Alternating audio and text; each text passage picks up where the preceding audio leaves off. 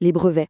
A priori, on pense savoir à quoi ça sert. Protéger une invention, écraser la concurrence, ce genre de choses.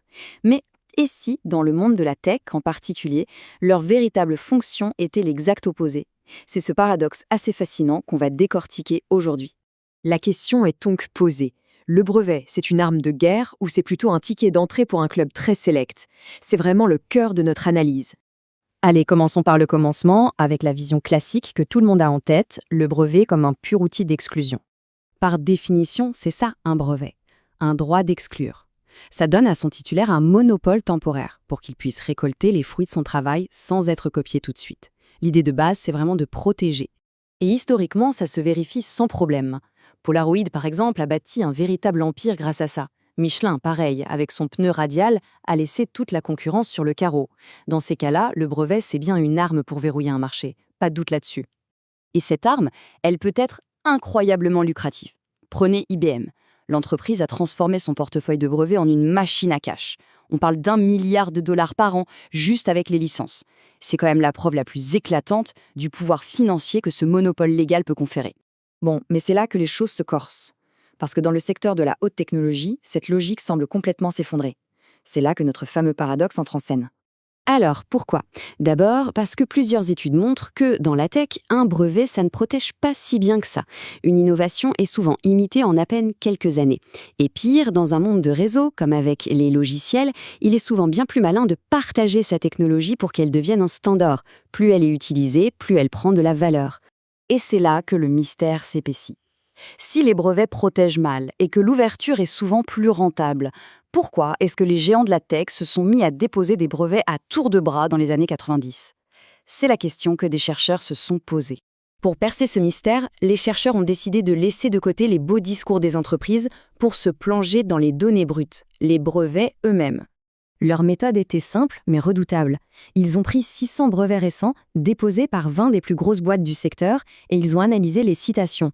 Vous savez, chaque brevet cite les technologies précédentes sur lesquelles il s'appuie, un peu comme une bibliographie, et ça permet de dessiner une carte des dépendances technologiques. Et voilà le résultat.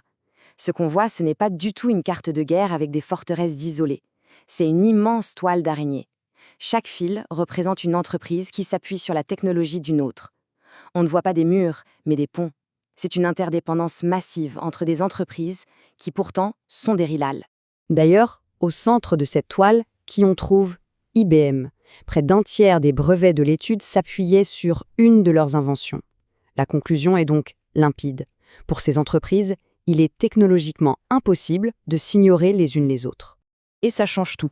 Les géants n'utilisent plus leurs brevets comme des épées pour attaquer, mais plutôt comme des jetons de poker. Ils en accumulent, non pas pour bloquer la concurrence, mais pour avoir de quoi négocier un accès mutuel à leurs technologies respectives. C'est un jeu de donnant-donnant. Ok, mais cette découverte amène tout de suite une autre question.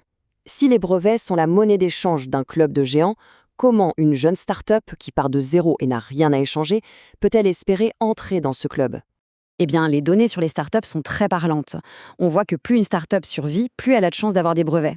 Après 5 ans, c'est 2 tiers d'entre elles. Ce n'est pas un hasard, ça montre bien que c'est une priorité stratégique pour elles. Et la raison, elle est parfaitement résumée par cette métaphore des chercheurs. Pour une start-up, le brevet, c'est le ticket d'admission. Ce n'est pas un bouclier pour se protéger. C'est la preuve qu'elle possède quelque chose de valeur à mettre sur la table. C'est son billet d'entrée pour s'asseoir à la table de négociation avec les grands. Et c'est là qu'on comprend tout, que le paradoxe se résout enfin. Parce que ce système de coopération, en apparence si vertueux, a une face cachée bien plus sombre. C'est fascinant de voir comment le même objet, le brevet, peut avoir 2 fonctions aussi opposées. Pour les géants, c'est un outil de coopération. Mais pour les nouveaux, ce même système se transforme en une énorme barrière à l'entrée. Un mur qu'il faut absolument franchir en achetant ce fameux ticket. Le point crucial à retenir, c'est donc celui-ci. La coopération des uns crée l'exclusion des autres. Ce club privé, avec ses échanges de technologies et ses accords croisés, érige en fait un mur invisible. Si une entreprise arrive sans brevet, sans rien à échanger, elle reste tout simplement à la porte. Du coup, on termine avec cette question en suspens.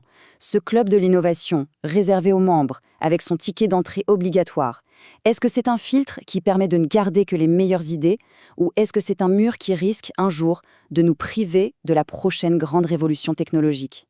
La question reste ouverte.